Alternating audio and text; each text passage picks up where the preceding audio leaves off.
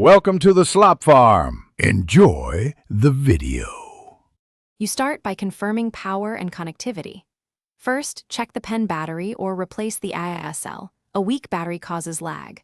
Once done, enable Bluetooth on your Surface, Settings, Bluetooth, and Devices. Next, put the pen in pairing mode by holding its top button for about 7 seconds until the LED flashes, then select the pen from the device list. You're pairing, so watch for the confirmation. If it fails, try restart Bluetooth and repeat. You now calibrate and customize to make the pen feel natural. Open Pen Settings or the Surface app to adjust pressure sensitivity and tilt response. This changes how ink thickness responds to force. Then set button assignments, erase, right-click, or open a note, so your most used actions are one tap away.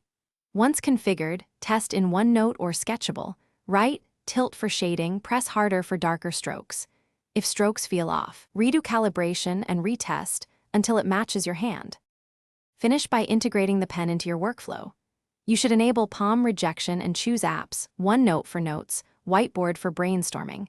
Then practice gestures like press and drag or double tap tool switches to speed tasks. Once done, create a short routine. Charge or check battery weekly, update firmware when available. If tracking or buttons fail, restart the device, repair the pen, and replace the battery.